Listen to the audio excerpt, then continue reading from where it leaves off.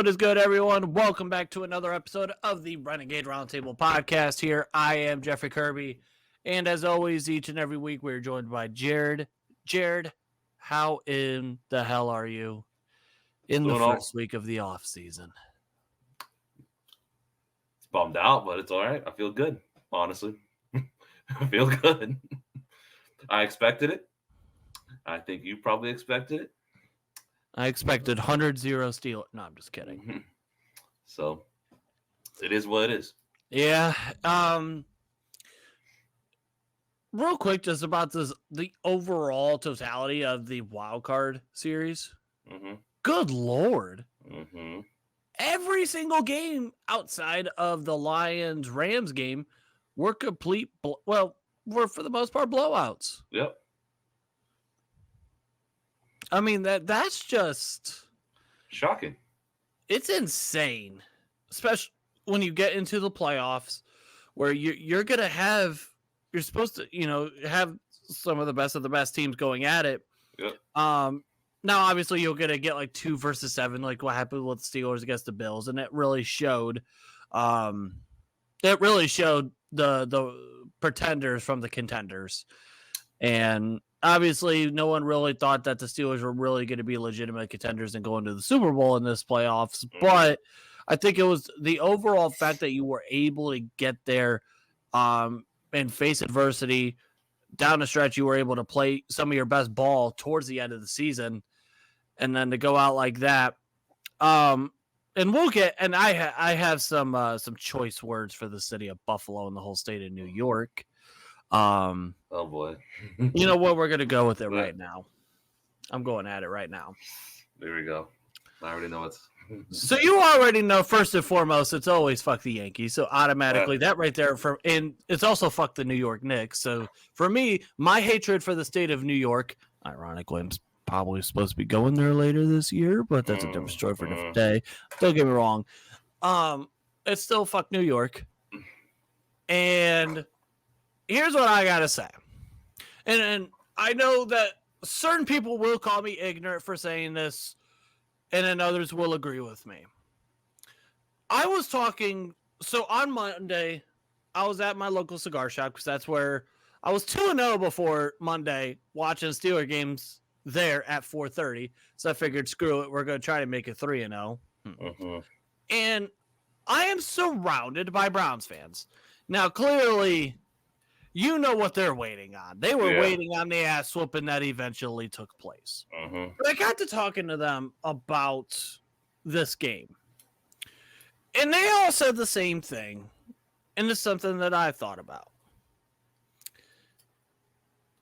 The NFL in New York got what it wanted. They moved the game. It was perfect weather. And it switched the advantage of where if you played on Sunday, I'm sorry, I think the Steelers have the advantage there in the run game. I think they would find a way to make the running attack more effective than what happened on Monday. And at the end of the day, now I get Josh Allen. You have to respect him as a runner, clearly. But I think that the advantage would have been advantage Steelers in that attack. And obviously, when you're in that kind of weather, you need a great running attack. And down the stretch, you were running the ball very freaking well. Very well. Yep. And the part that pissed me off was, now all of a sudden they're moving. This is the second straight year that they moved the game for Buffalo in a game, and eventually Buffalo took advantage. Happened last year against Cleveland. Cleveland got freaking screwed. They ended up having to go and play in a dome in Detroit where the conditions were going to be so much better for Josh Allen and the Buffalo Bills, and they came out with the victory then, and it happened again. At the end of the day, the NFL got what they wanted. They're getting Bills Chiefs in the divisional round. They're getting what they want, and they'll probably get what they want. I mean, they as long as Baltimore wins, which is probably they're okay with either Josh Allen versus Lamar Jackson or Patrick Mahomes versus Lamar Jackson. They're okay with either. At the end of the day, the NFL is going to get what they want. They got what they wanted.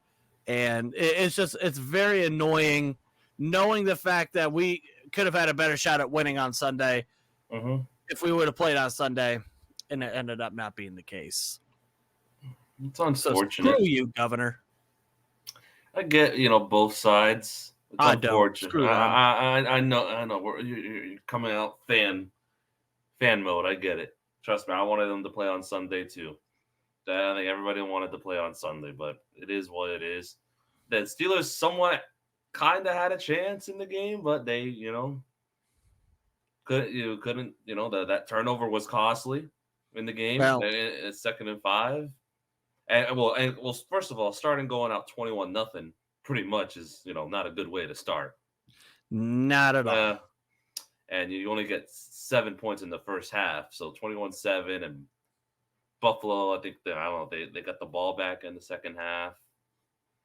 I think they scored, or we got to stop, but we didn't do anything much. So you start off on a 5-play drive that ended in a punt. Then Buffalo just goes right down your throat, 10 plays, 80 yards for a touchdown. You're like, oh Jesus! Then you go 3 and out. Like, oh fuck, here we go. Yep. You got to stop. You get 3 and out on them. So you're like, hey, you got your stop. Yep. First play, a fumble. Yep. And you're like, you have got to be kidding me. And then the very next play, Buffalo, bang, touchdown. Then a 3 and out. Then you force them to throw 3 and out. And then you go down the field, you're in the red zone, and then Mason throws this interception. And then after that, the one thing that was a bad decision. He didn't have to throw that ball. It was 2nd and 5 on the 5-yard line. Run the ball again.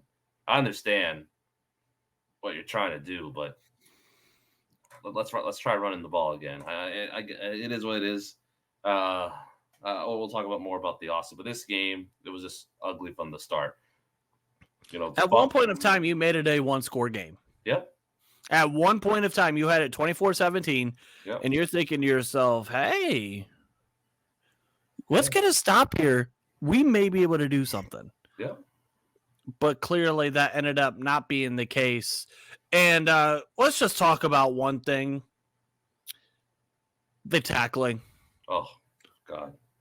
You literally gave up 2 touchdowns because of bad tackling. Yep.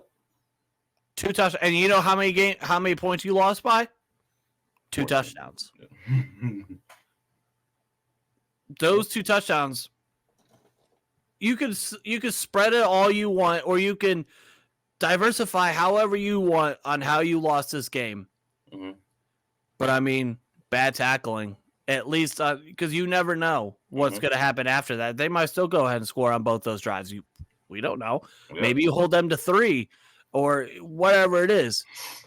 But I also look at it as bad tackling on 2 drives that fell with touchdowns. Yep. The exact amount of points that you lost by. Yeesh. Now, obviously, like you said, the turnover doesn't help you at all, which, if I'm not mistaken here, I have it pulled up here. Touchdown led it. Yeah, so it was a fumble, and then immediately the next play was a touchdown. So it's like, okay. Yeah. So that doesn't help you. But overall, man. It is what it is. We did.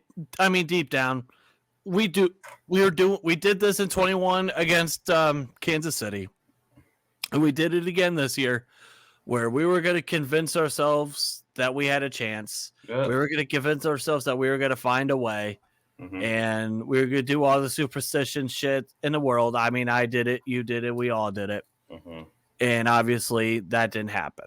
Nope. And season's over. We don't get to watch the Steelers again until September. Yeah. That stings. Get to see the draft. Look at it this way. You got a whole pregnancy term. But yeah, as what you just mentioned, it's time for the NFL draft. It's time. It's a lot more questions going into the offseason as ever. Yeah, we got obviously free agency coming into this. You got the draft coming into this now. That's where I've already shifted my focus immediately into the draft, and started. I've obviously been doing that behind the scenes beforehand. Which, by the way, and speaking of NFL draft, make sure to follow me on Twitter. I'm going to be posting a shit ton of draft stuff throughout. I just posted something last night. Well, for you guys, 2 nights ago on offensive tackle Joe Alt from Notre Dame. I'll be doing a lot of that more throughout and just talking about different prospects that I watch film on. And don't get me wrong. I love the NFL draft, but I hate it because at the same time, we're not watching our Steelers. No. Yeah, I know. But they got to improve on a lot of things.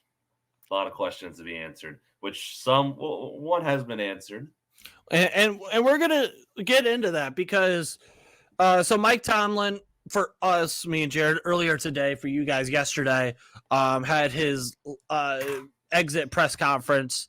And obviously, I don't know if you got a chance to watch it live. I didn't watch it live, but I know what happened. So, yeah, basically. I was able to watch it live. First and foremost, it was hilarious when he immediately started the press conference saying, I'm in a better mood. Anyone got contract questions? Mm-hmm. That was kind of hilarious because if you guys don't know, I was one of those people that posted. I said, over here. That's what I hate about ESPN is they always have to have some sort of ad playing. Mm-hmm. But a couple days ago, I had posted that I said, listen, I'm in the minority on this, but I said I was annoyed with the way with Mike Tomlin walking off like that. Now, granted, I understand why people were mad at it. I completely understand it. I was just and it was a selfish thing. From being on this side of things, I wanted answers. Now, he did mention, and maybe to a degree this is true, where maybe not at the exact juncture is that the time for those kind of questions, where he just got done losing, the season's over, lost in the playoffs, and to get asked about that, okay, maybe I understand, yeah. But like I said, it was 100% selfishness. I fully admit that. But we did get some of those answers today. But one of the biggest question marks when we were going into this offseason was, how are they going to handle the offensive coordinator situation? We got that answer because someone asked about basically the offensive coordinator situation. He goes, we're looking at outside candidates, which first and foremost, if you believe in Jesus, thank you, Lord, because that is exactly what we wanted to hear, because we were all afraid that they were just going to promote from within again and either stick with Faulkner and I've lost his damn name already. Sullivan, yes, Mike Sullivan.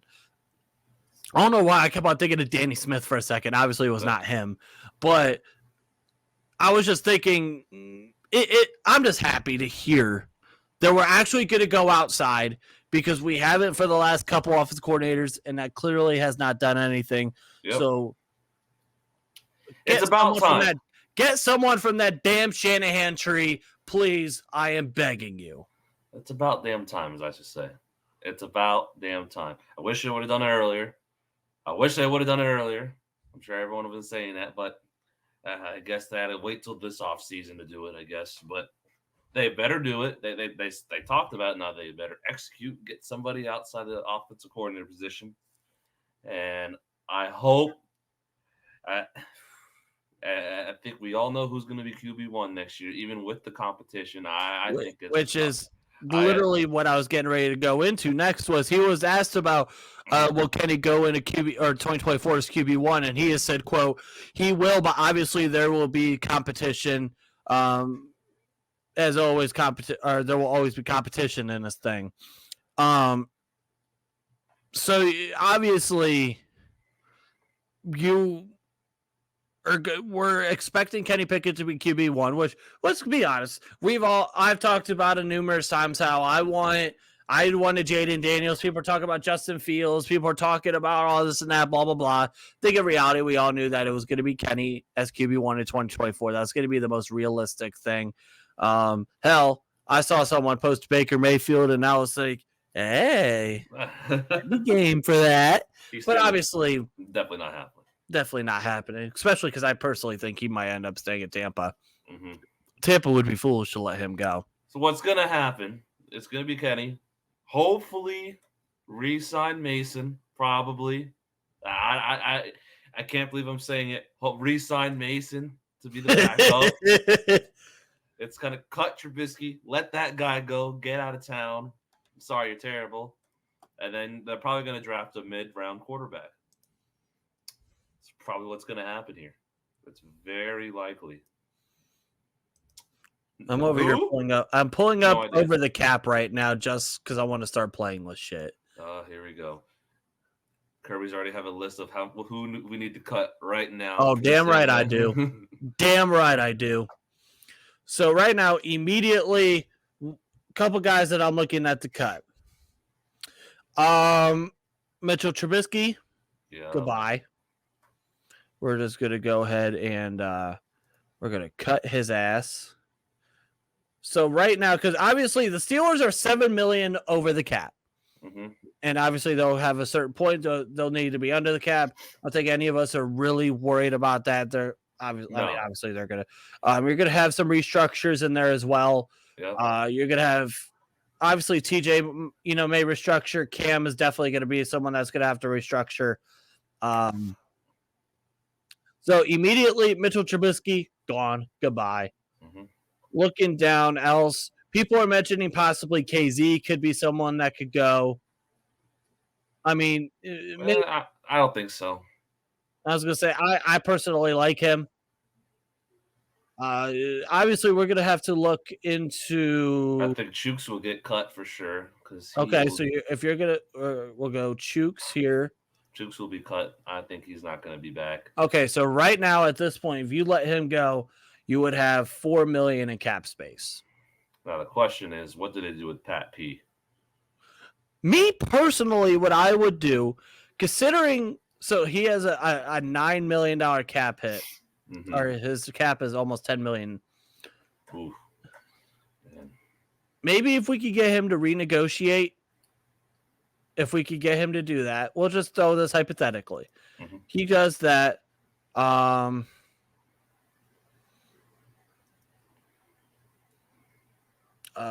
Let's see here. Oh, hello.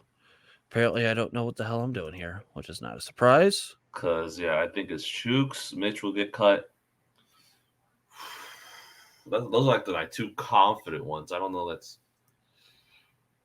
All right, I'm going to let that go but obviously someone like TJ, we would assume he's going to restructure. Yep. Let's say Cam restructures. Actually, he can't restructure because he's in his final year of his deal. Maybe what they would do is they would do a quote unquote extension of him and give him, prorate, years. We'll just kind of do something like that. All right. I don't know all that much about this shit. God damn it. I ain't gonna act like I do. But there's definitely ways that you can cut people and make some save some money. And we'll worry about that down the line. I just kind of got bored and wanted to play around with it for half a sec. I think we look for a new punter too. I think Presley Harvin has to go, unfortunately. He has to go. Fortunately, he needs to go. Not unfortunately, fortunately. But somebody don't want to give him the chance. Getting back into the swings of things, absolutely not. He's had too many chances. We then got the question about Mike Tomlin's extension. He said, quote, "Yes, I expect to be back, and I imagine that those contract things are going to run their course." So clearly, sounds like he's going to be coming back. He's going to get an extension, whether you like it or not, whether I like it or not. It sounds like it's going to happen. It sounds like also the rumors that he was going to take a year off were complete bullshit. Yeah. From what it sounds like. So you have that. And then another thing, he got asked about Kenny again and his confidence level. And he said, quote, I have confidence in him. I feel stronger about so many intangible things that I did, obviously, when we started doing business with him, because I have evidence of it. So pretty much he has full confidence in him. Maybe we'll see what happens with a new system, with an actual offensive coordinator that's not someone from Pee Wee football. Can we interview some people soon? When does that start? Well, considering that we can't start interviewing people from San Francisco until they're done in the playoffs, so we'll probably start then. I'm just hoping I'm praying that the Rooneys don't go cheap on this and understand the fact that in order for you to be, if you want to really have your offense take off, invest yourself into a good offensive mind who's pretty much get someone from the Shanahan tree, the McVay tree, one of those guys. Just get someone from them, because clearly that has worked very well in the NFL in terms of offenses. Clearly. Yep, definitely. Ooh, man, we'll see. I hope they do it, and hopefully we find out sooner rather than later. Oh, well, probably after the Super Bowl. Yeah, we'll see. And we have and then he asked, someone else asked Tomlin, do you believe that that next year's quarterback is on your roster? And he said yes. So that kind of doubles down the Kenny quarterback situation, that he's going to be as QB1. Yep. And here's my thing with Kenny. Do I want him to succeed? Obviously, yes, I do. I want him to go out there and be that guy. I just simply don't think he is. Now, is it unfair of me to say, considering that he's played, again, in a Pee Wee offense? Maybe. But I think there are other things that go into this that just makes me question whether he is the guy or not. And the thought that keeps getting brought up into my head, and you guys know him, shout out to Herb. Me and him lately have been talking a lot behind the scenes in terms of draft shit. And one thing that I told him, and this kind of led into the Bo Nix, Michael Penix Jr. question thing. Now, that's just a draft thing. That's not a Steeler thing. Mm-hmm. But the one thing that I kept on thinking about Kenny is there's a reason why certain guys are in college for 5 years. Mm-hmm. And especially with Kenny, he really only had like one great year. Yeah. There's a reason why. Mm-hmm. And you're starting, and you see it. Mm-hmm. And now you saw in that draft, there were two guys that were older. Mm-hmm. And in terms of draft prospects, in Kenny and Desmond Ridder. Mm-hmm. Both of those guys are not it. Atlanta, it sounds like they're going to end up going after, they're going to get Bill Belichick, which, good Lord. Wow. Which, by the way, I got told that the Atlanta Falcons are a Ferrari team, which in reality they're not. They're more of like a 92 Honda Civic. Man.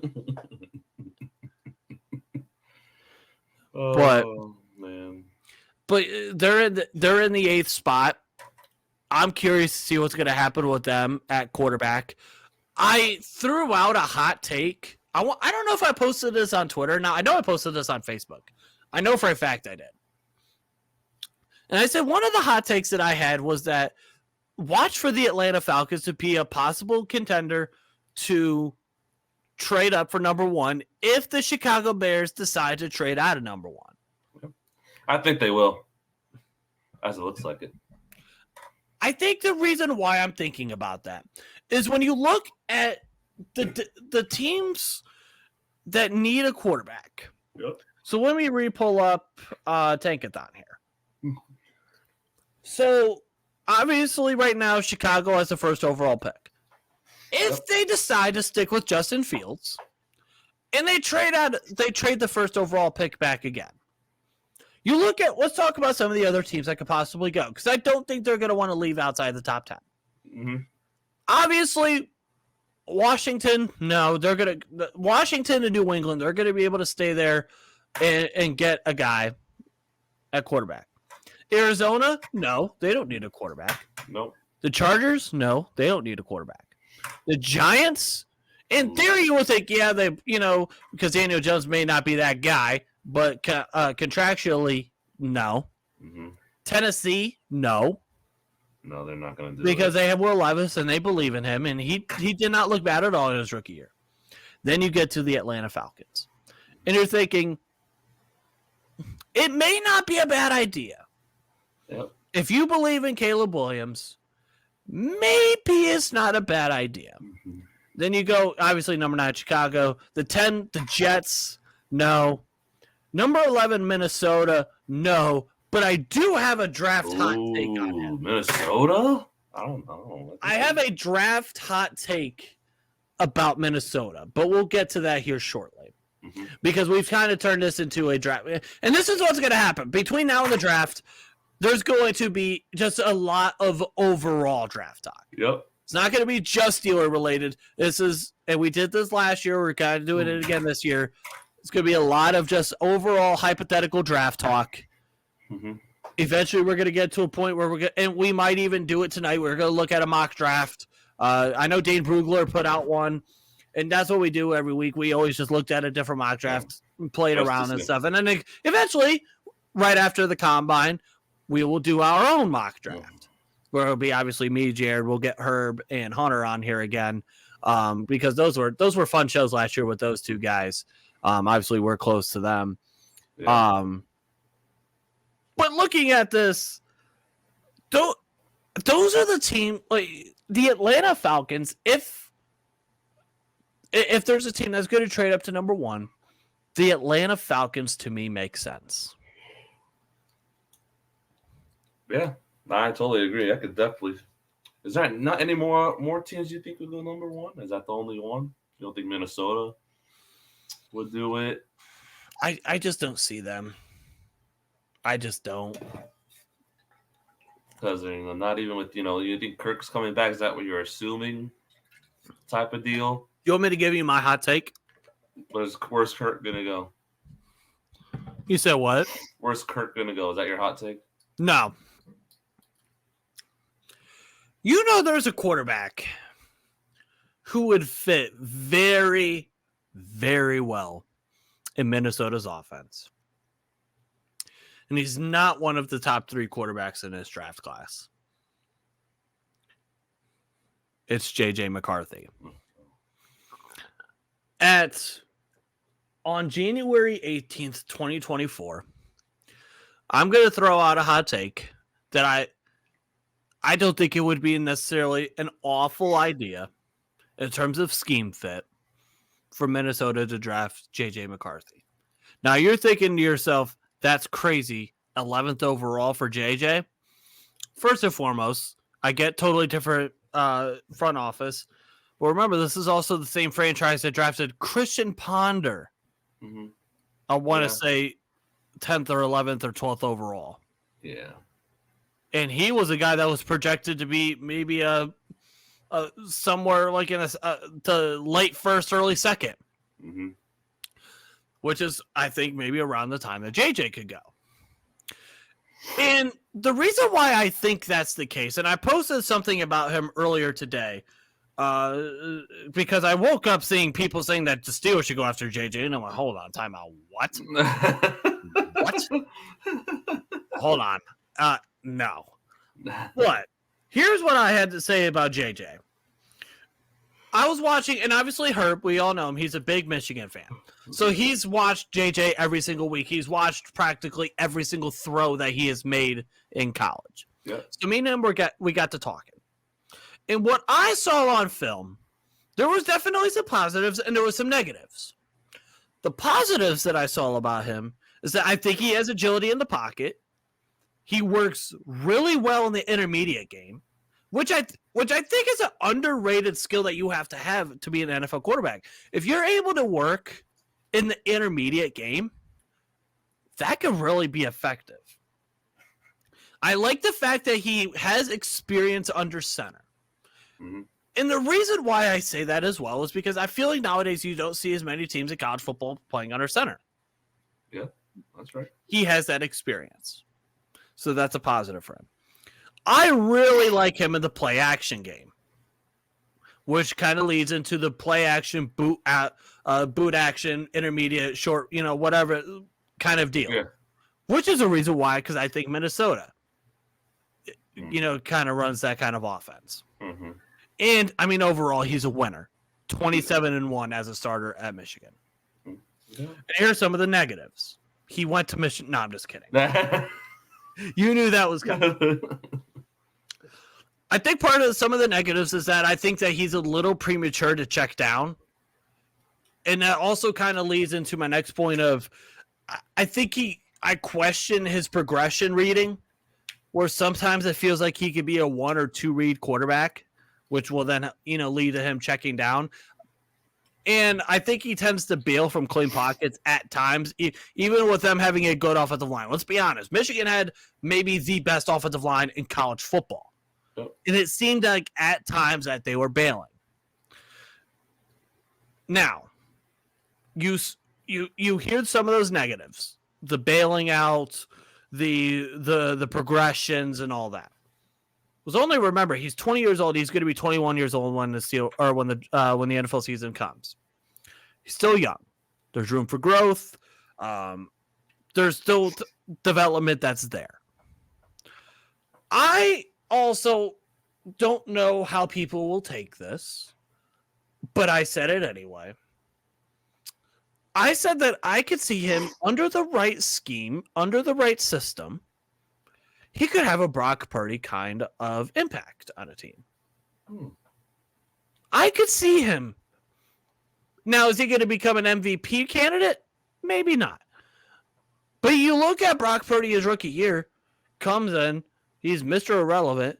Yep. I understand, again, it's a Shanahan tree, that Shanahan system, but he was very effective. Yeah. You get him with an offensive guy who can teach him the ways and have him learn. I think there's a chance for him to be great in the NFL. Mm-hmm. He doesn't have to go out there and be this gunslinger like a Josh Allen or a Mahomes. Mm-hmm. If he could go out there, and again, what I'm about to say, there's nothing wrong with, because there's always a negative connotation to what I'm about to say, and to me, it shouldn't be a bad. No, it's not a bad thing. I think the term game manager gets used, and when people think of game managers, they think of it as a negative connotation. Oh, that's not negative. They think that because, they're not the Josh Allens, they're not the Mahomes, they're not the Burrows or whatever. Flashy. Let's be honest. Let's not forget that for the first half of his career, Tom Brady was a game manager. Yep. There's nothing. Troy Aikman, who's a Hall of Famer, was a game manager. There's nothing wrong with it. If you could go out there and manage the game, don't turn the ball over, you're fine. Yep. You get him in the right system, that he might end up being something. And this is coming from an Ohio State guy who watched this dude literally in person whoop our ass. That's unfortunate. Who's your college team again? UCF. Who? UCF. Who? If it wasn't for destroying, no one would know about you guys. Blake Bortles. Who? Blake Bortles. Brandon Marshall. Are we talking wide receiver or linebacker? Yeah. Wide receiver. Okay. Yeah. He went to UCF. Gabe Davis went to UCF. Who? Here we go. I'm just kidding. I know you. I think those guys aren't better than who? Which one? Who should I start off with at Ohio State? Oh, dear God. Here we go. But no, that was kind of my thing on JJ McCarthy, and that's kind of my hot take, is that overall it would be shocking, but it wouldn't be fully shocking to see if Minnesota, depending on how this draft process goes for JJ McCarthy, may not be a bad fit. Mm-hmm. Now, I could be looking really stupid. He goes in like the second round, which again, I wouldn't be surprised about. Nope. And I don't know as of now what Minnesota's picks are, as I just realized that my freaking phone is going off. Good Lord have mercy. I don't know what. Okay, so they have the 42nd overall pick. That's their second round pick. Yeah. Possibly. I see. I don't think that he would be there, but I don't know. Like I said, it's real early. This is just me kind of, putting shit in my brain and just kind of shooting shit out right now. Just kind of tooling around and playing around with things. Okay. But that's kind of my thought when it comes to JJ in Minnesota. And then I also got to looking at Joe Walt, like I mentioned earlier. I watched some Joe Walt tape. And I recently also watched some Olu Fashanu tape, the offensive tackle for Penn State. And I think that for a long while, and maybe still to this day, people looked at Olu Fashanu as offensive tackle 1 in this class. Yep. But I do see certain people saying that they think Joe Walt is offensive tackle 1. I would be one of those people.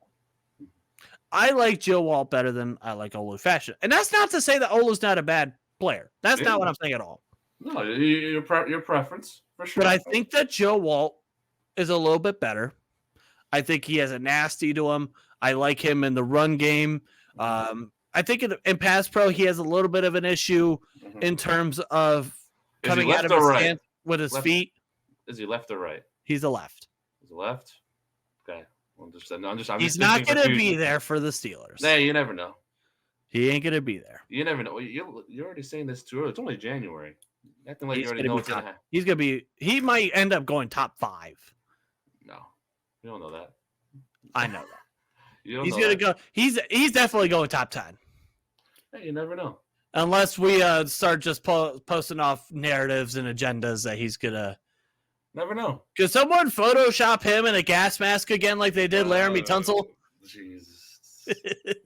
And just tell Mike Tomlin and Omar Khan, hey, that's not real, but we posted that to get him to come to us, damn it. Speaking of what happened. Real quick, I'm going to go off topic for 2 seconds when it comes to the tackle position. Mike Tomlin he got asked. I just lost my train of thought for a half a sec. Mike Tomlin was asked about where's Broderick Jones going to play right now. He said he doesn't know whether it's left or right. Obviously, it depends on this draft. It definitely does. You have the flexibility. Mm-hmm. I think this year to go left or right. I would prefer for them to go and find a natural right tackle and put Broderick Jones back at his natural left tackle position because Dane Moore just needs to go. You don't got to go home, but you can't stay here. You could go anywhere else, but you can't stay here. But so we'll have to see about that. But yeah, to me, Joe Walt is. I have not watched all of the offensive tackle prospects yet. There's a shit ton of them. But as me watching those two, I would put the Joe Walt over Olu Fashanu as of right now. That's just kind of my personal belief. And if there are other film watchers that want to disagree with me, I'm down to listen, down to debate, down to do whatever. That's just kind of my deal. Because when it came to Olu, he didn't the tape didn't necessarily blow me out of the water. Yep, I get you. It wasn't. I'm sitting here thinking, I'm thinking this dude's gonna just be blowing guys off the line of scrimmage and all that. Type of deal. I get it. Really didn't do that which was a little shocking. But we'll see. Obviously, I got some. We got a lot more work and a lot more. We got some time now to talk to get the draft talk and to get into all that. Steelers' top draft needs. As of now, immediately center. Oh man, which it's very annoying that that there's not a first round center. Oh man, and I hope they don't reach for one too. That's the problem. So we can we'll get into this here because as soon as we get done with this talk, I'm pulling up Brugler's mock draft. He did a 2-round mock draft already. 2 rounds. Boom, right here. We'll get into that here in half a sec. Mm-hmm. Definitely a tackle. I'd like for them to go after a tackle. Center. Would not be opposed. Inside linebacker. Yeah, sure. I wouldn't be opposed to going with another inside backer because it's not a full guarantee that Quan Alexander is going to be back. Mm-hmm. And I'd like to have someone else in the rotation Yep. in there. Also, Another corner. yeah, wouldn't mind having. You can't have too many corners. Nope, can't do You that to me. you simply can't have too many corners. Cooper And this is DeJean, come definitely home. a draft that you will have a lot of corners. Yep. It's a very corner offensive tackle heavy draft. Yep. Which I was just saying Cooper DeJean from Iowa. All right. Hey, you never know. Man. But yeah, you can't. You can never have too many corners. If there's one thing that you can never have too many of, are corners and pass rushers. Yep. And we never even mentioned T.J. Watt being out. Yeah. Which clearly you saw the impact there. Yeah, clearly you saw that. It didn't need to be explained. The record shows itself that now 1-11 without T.J. Watt is it's bad. That's bad. If I'm not mistaken, that one win was against Tom Brady. It was. It definitely was against Tom Brady. Hey, I don't mind Tom Brady now, but still screw you, Tom. But inside linebacker, I would like another linebacker. You said tackle center. Can't hurt on corner. I don't know. There's definitely need to be some improvements. I wish quarterback was on that list, but it ain't. You never know. It'll be late. It'll be like mid-round.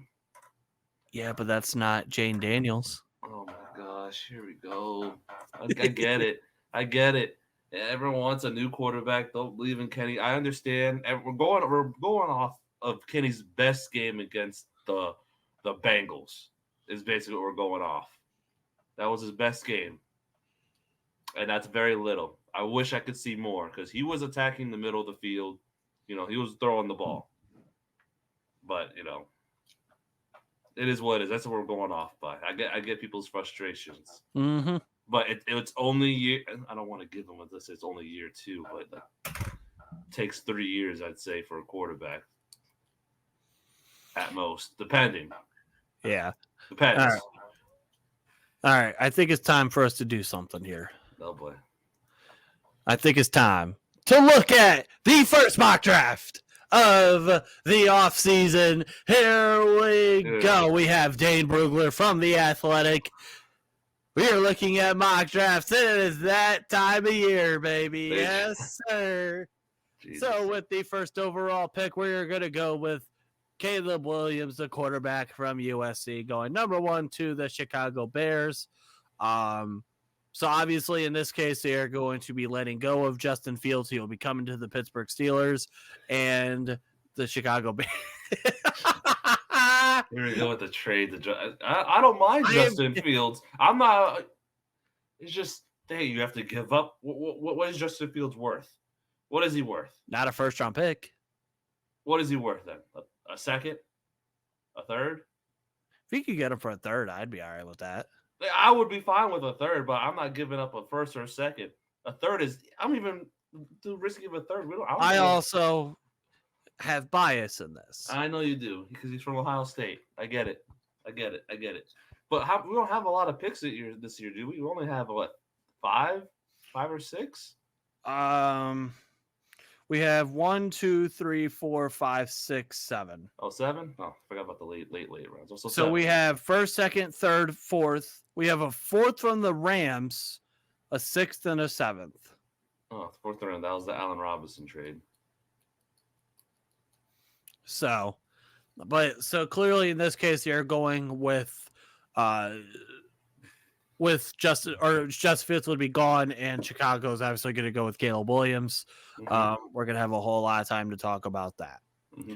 Number 2, the Washington Commanders going with Drake May, the quarterback from North Carolina. Here's what I'm going to say about Washington. Ooh. And here's what I'm going to say about QB2 and QB3. When this is all said and done, mm-hmm. I would not be surprised if we saw Caleb Williams go number 1, mm-hmm. Drake May going number 3, mm-hmm. and Jaden Daniels going number 2. Okay. To me, for some ungodly reason, Drake May just screams like a New England quarterback. I don't know why. I do not have a realistic answer. Mm-hmm. I don't know why Washington would draft another North Carolina quarterback. There you go. That adds into that too. But I personally think I would not be surprised if we saw Caleb Williams here, Drake or Jaden Daniels here, and then at pick number 3, who they don't even have taking a quarterback. Oh, that's wild statement right there. Going with Marvin Harrison Jr. here, to me, going with Drake May here. Mm-hmm. Now, let's talk about why we think that this is the pick here for New England to go after Marvin Harrison Jr. So that means that they are either somehow, some way sticking with either Mac Jones, Bailey Zappi, which shouldn't be the case at all, or they went out and got someone out in free agency.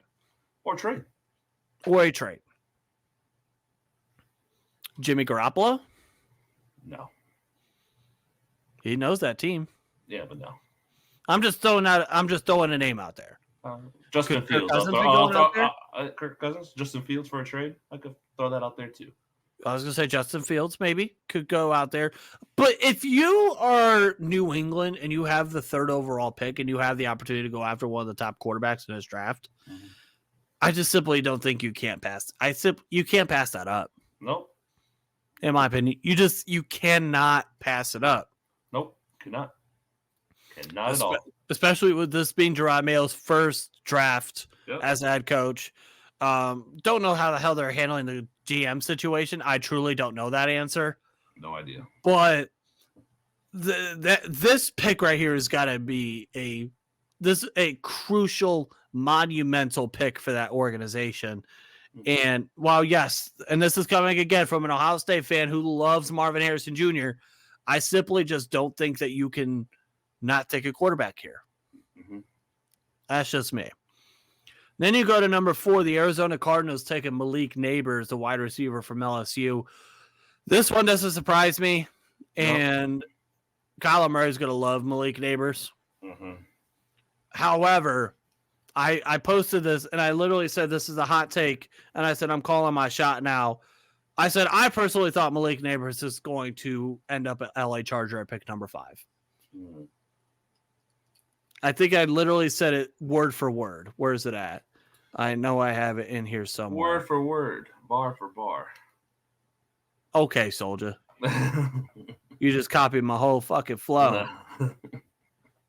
But I don't know where oh, here we go. I posted yesterday at 1:17 p.m. I said, Malik Nabers will be at LA Charger, calling my shot now. So that's kind of where I'm at, because personally, to me, I see 1, 2, 3 going quarterback here. Arizona would then go after Marvin Harrison Jr., which would then lead to the LA Chargers going with Malik Nabers. Which here at number 5, they have them going with Brock Bowers. Wow. Top 5? He's that good? Top 5? He's good. Brock Bowers is him. I know he's number 1, top, tight end 1, but top 5? Top 5 tight end? Number 5? That's a little high for a tight end. I mean, Kyle Pitts went 4. Yeah, that's true. Well, I feel bad for Kyle Pitts. He doesn't have a quarterback for him, but I get it. Well, we'll see. But yeah, I was a little shocked by this pick, but you never know. Never know. I guess we'll see. All right, number 6, the New York Giants. They go with Rome Odunze, the wide receiver from Washington. So far, not a single defensive player have come off the board. Wow. And I like this pick a lot for the Giants. They have a bunch of middling guys, but they don't have like that dude. And I think they finally get that dude. That dude. Okay, I saw a little bit of the national championship. I think Odunze is that dude. I like Odunze a lot. Mm-hmm. Number 7, the Tennessee Titans going with, it's almost like I said he was going to go top 10. It's almost like saying he was going to go top 10. Now look at where he is. But so for back-to-back years, the Titans go with offensive tackles, which I never mind when a team goes back-to-back years of drafting offensive line. I like that when teams do that.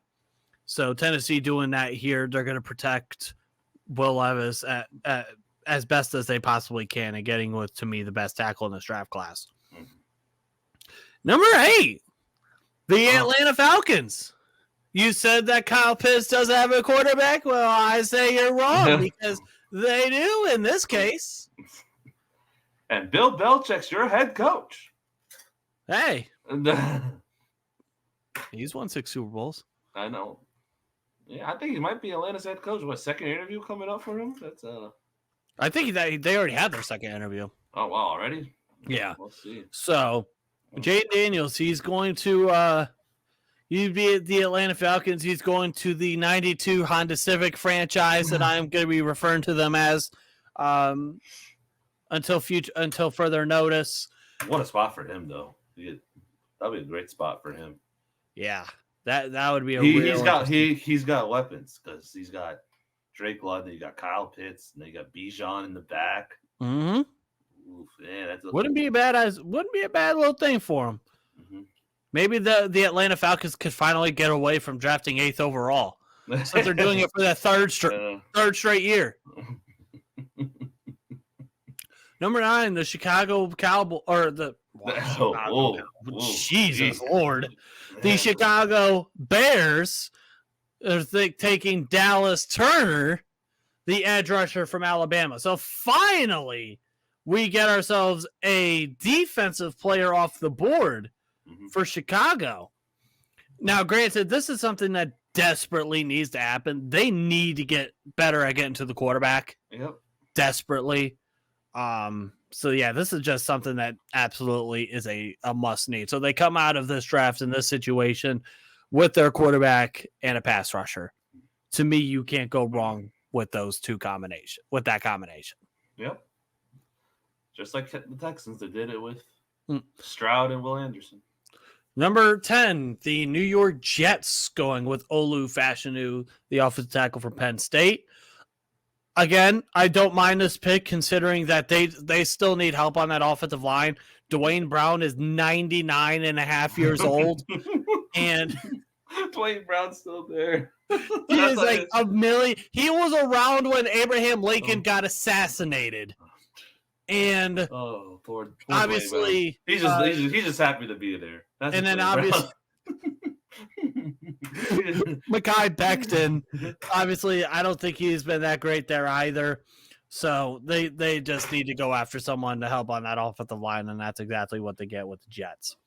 Number 11, the Minnesota Vikings go after Laiatu Latu, the edge rusher from UCLA. Minnesota. So this would not be the first time that Minnesota has taken an edge rusher from UCLA. Remember, they took Anthony Barr back in 2014. Yep. And again, they seem like they're a team that just simply can't get to the quarterback that well. Mm-hmm. If I'm not mistaken, I'm going to look this up real quick. This is obviously stuff that I will eventually have all memorized in the back of my mind. But, it's still early on. So, where are we at? Come on. ESPN on my phone's acting stupid. Okay. Yes, I want the regular season. Why are... Okay. Okay, clearly my phone is just not going to act correct. There we go. Okay, yeah, I guess ESPN on my phone is just acting completely stupid. So, but if I'm not mistaken, they're pretty low, middle or low in the pack in terms of getting to the quarterback. So, would not be a bad idea for them. Mm-hmm. Number 12, the Denver Broncos go after Terrion Arnold, the corner from Alabama. So now you're meaning to tell me that they would have a cornerback room of Terrion Arnold, which would be the cornerback 1 in this class, and Patrick Surtain? Oh. Whew. I guess you got Patrick Mahomes in that division. You got, I understand that wide receiver core is not that great, but you still got Patrick Mahomes who's able to make things happen. You have Justin Herbert in that division. I guess you got to find a ways to stop some receivers. Mm-hmm. That's what I see with this pick. Number 13, the Las Vegas Raiders go after J.C. Latham, the offensive tackle from Alabama. Now, he's a right tackle. Mm-hmm. And clearly, anytime the loss, and this scares me because now I think that J.C. Latham ain't going to be good because it seems like now just like every draft pick that the Raiders have just simply ain't good. Yeah, it's unfortunate. But I mean, again, nothing wrong with trying to protect your quarterback. And so I don't really know a whole lot about the Raiders in terms of like their needs or whatever. So I'm just going to kind of roll with it at this point. Yep. Number 14, the New Orleans Saints go after Jarryd Verse, the edge rusher from Florida. You want to talk about a team that is so confusing? The New Orleans Saints. Team. Every time we try to pick what they need is so difficult, and they go the opposite direction. Okay. So I have now I finally was able to get the sack numbers pulled up. I'm looking at this. The Saints are very low at getting to the quarterback. Jeez. Very low. They only were able to get 34 sacks as a team last year. They need to get to the quarterback. And Jarryd Verse was a guy that, if I'm not mistaken, could have went in the first round last year. Wow. In last year's draft. And now this year, he's definitely going to go, and they get their guy to be that pass rusher. Cameron Jordan, he's getting old. He's getting up there in age. So they get their guy to help in the pass rush. Number 15, the Indianapolis Colts go after Nate Wiggins, the cornerback from Clemson. So obviously you have a couple young quarterbacks in that division. Yep. In fact, all of them do, including you, because you got Will Levis. He's a guy that can sling the rock. C.J. Stroud clearly to throw the rock, and Trevor Lawrence. While good Lord, the down. Which, by the way, I pray on Jacksonville's downfall every single day, and it makes me happy. And I didn't like that franchise before, and I definitely don't like him now with Trevor Lawrence. But I do appreciate you guys falling apart and losing to the Tennessee Titans. I appreciate you for that. But clearly, yeah, you have some young guys that could throw the rock in that division. So you got to go after someone that's going to be able to stop someone. So there you go. Number 16, the Seattle Seahawks go after Byron Murphy, the defensive tackle from Texas. And if I'm not mistaken, this is definitely something that needed to happen because if I'm not mistaken, they're on defense, in terms of rush defense, was just not good. No, not good. So they just need someone that could plug into the middle of that defensive line and just go. That's exactly what they need. Number 17, the Jacksonville Jaguars, the one team I was just talking about how I despise. They are going after Brian Thomas Jr., wide receiver from LSU. So you get the other wide receiver from LSU going to Jacksonville.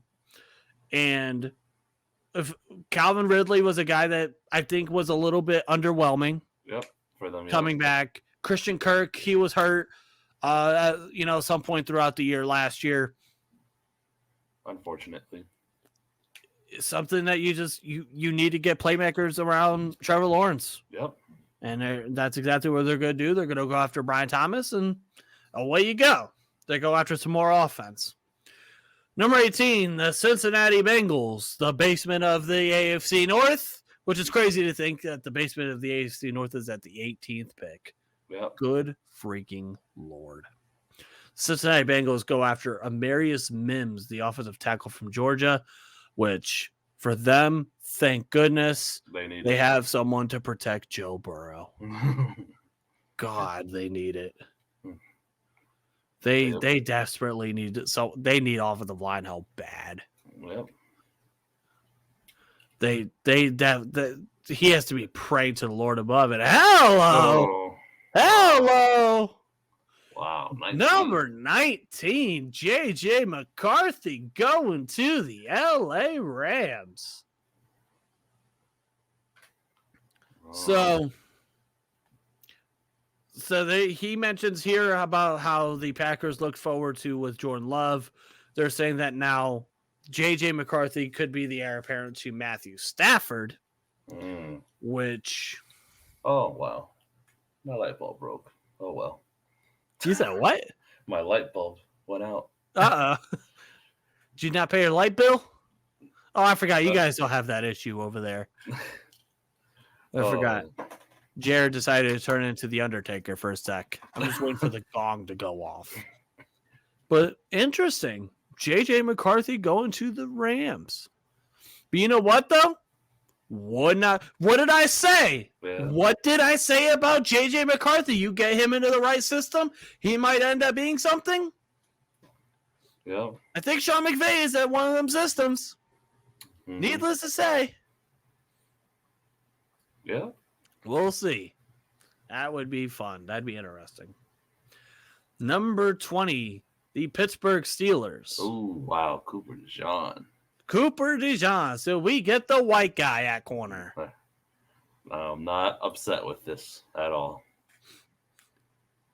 You saying that right after I just said what I said, that just sounded all kinds of bad. I think you might need to take back some words. Okay. I'll talk about the position, please. Come on, guys. Oh boy. But yeah, the Steelers go after a corner. They're all right with that, considering that there's no first-round centers. Yep. So we'll go from there, which we assume that would be someone that they would go for in the second round, where there would be value there. Mm-hmm.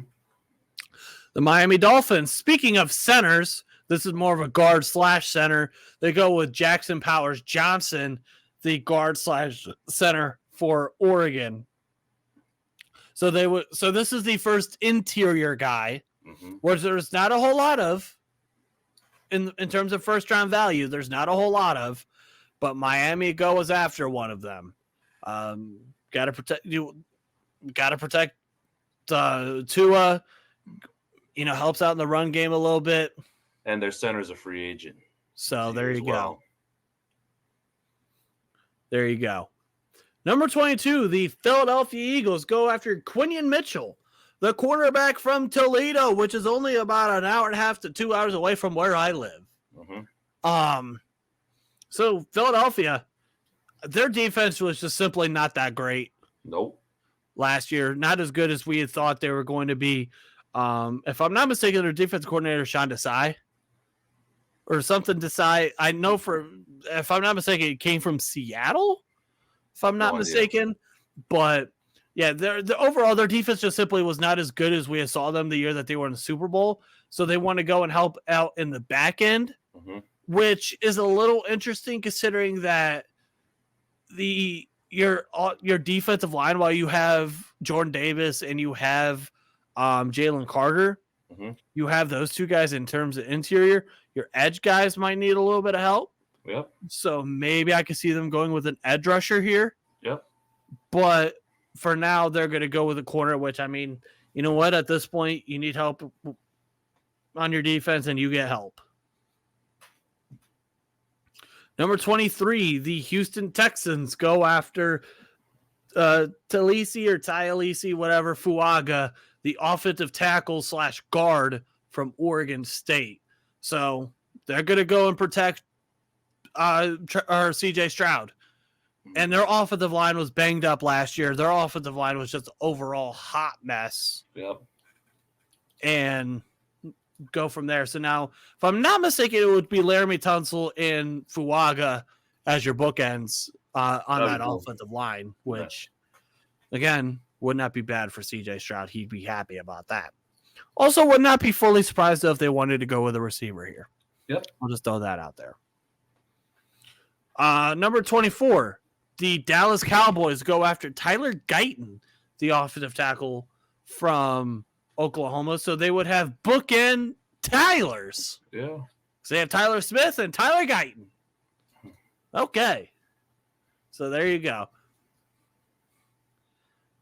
Oh, yeah, by the way, nothing makes me happier than watching the Dallas Cowboys just crumble.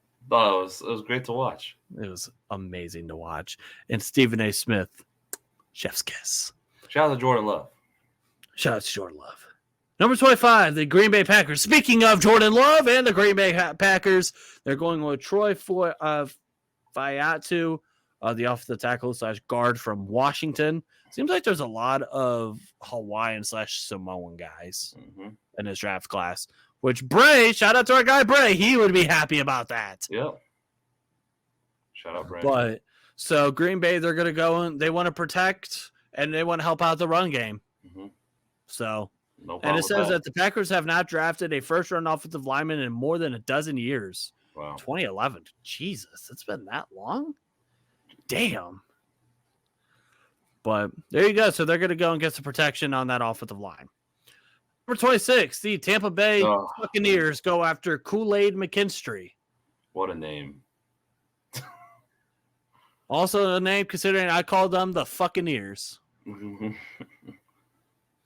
But yeah, Tampa Bay, they go after a corner and he immediately goes into the NFL Players Names Hall of Fame. Yep.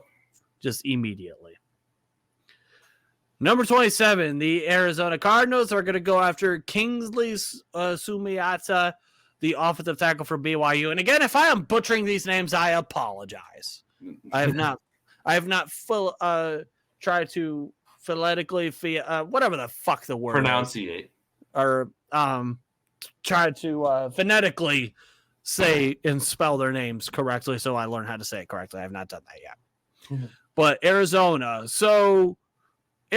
what did they? Oh, so they went after a receiver. Yep. At pick number 4, and now they go after an offensive tackle. So they get Kyler Murray a weapon and someone to protect Kyler Murray. Okay. Number 28, the Kansas City Chiefs go after Jerzon Newton, the defensive tackle from Illinois. Back-to-back years of an Illinois player going in the first round. Obviously, last year with Devin Witherspoon. This year would be Jerzon Newton. And Kansas City, they help out with the defense. I personally think this should be a wide receiver here. Yep. There are definitely some names that have not been brought up yet that you could easily go with here. Guys like Keon Coleman has not gone off the board yet. Adonai Mitchell. Those are two guys that you would see as possible. Well, they need it because they need it. That's all I can say. They need another receiver. Yeah, they need a receiver, but they want to help out the defense. Number 29, the Buffalo Bills. Speaking of Keon Coleman, goes to the Buffalo. Wow. Just what they need. Look at that. Another Florida go. Look at that. Buffalo, huh? Isn't that just crazy? What they need? Damn. Number 30, the Detroit Lions go after Tavondre Sweat, the defensive tackle from Texas. So they want to go and beef up that defensive line. They want to go and help stop the run. They're building that culture there of being tough and rugged, and that's exactly what they're going to be doing here with a pick like this from Texas. Number 31, the San Francisco 49ers go after Graham Barton, the offensive or the guard from Duke. So he helps out that offensive line for them, protect what's his name? Brock Purdy. All right. Now again, I don't know fully about like what all their needs would be, but for sure. We'll go from there. Number 32. So in this case, they have the Baltimore Ravens winning the Super Bowl, which no. CJ Stroud, let's blow him out, man. Let's do it again. Let's go, man. Jordan Morgan, the offensive tackle from Arizona. So they go and get some offensive line help for Lamar Jackson. Real quick, so Carolina going to Donnie Mitchell. Here we go. There's the quarterback for New England. Bo Nix. Yeah. Yeesh. Jeez. Chop Robinson going to Arizona. I'm just going to kind of go. What a name, Chop Robinson. Patrick Paul going to Washington. Chris Jenkins. Hey, it's not the first Chris Jenkins to come out of come into the NFL. Tyler Nubin going to Washington. Michael Penix Jr. going to the Raiders. Interesting. I'm just kind of scrolling through here. Now I'm just looking for the Steelers at this point. Yeah. Lad McConkey. Yeah. McConkey going to Cincinnati, so they get a receiver to probably replace T. Higgins. Yep. So they replace a second rounder with a second rounder. Mm-hmm. Pittsburgh, hey! Yeah. Hell yeah! West Virginia, Zach Frazier. Yep, it's definitely between him and Van Pran. Yeah. So that makes me happy. This makes me happy to see them go with the center here in this and with the second round. Now it's gonna be funny watching a West Virginia center snap to a Pitt quarterback. That's that'd be fun. Mason Cole's bad. I hope to not see him back. Yeah, I'm sorry. Worst graded center in the league. Yeah, just simply not good. But all right. I think that is about it. We have gone way too long. But you know what? That's kind of what happens. We also started off late. Yep. But I do want to say thank you all for tuning in. I hope you guys did enjoy. If you guys did, smash that like button, hit the red subscribe button, drop a comment. Make sure to follow both of us on Twitter. And like I said, a whole lot more draft content is going to be coming over the next 4 months. Mm-hmm. You got some time. Yep. But until then, hope you guys have a great weekend. Stay safe. If you guys are in the Northeast Ohio area, be careful. We're about to get plastered with snow. Jarryd would not know what that is. Sorry. Considering that, what is the weather there right now? Well, it was actually in the 50s today. Oh my. I feel so sorry for you guys. What will possibly happen? I think tomorrow back to normal in the 70s. Hey, tell Pops I'm booking a flight this weekend to Florida, damn it. But till then, hope you guys have a great weekend. Stay safe. If you guys are going to get plastered with weathers, make sure to stay safe. Mm-hmm. And till then, go Steelers. Mm-hmm. Fuck the Browns. Fuck the Ravens. Yep. Fuck Michigan. Yep. Fuck the Magic. No. Which speaking of, yeah.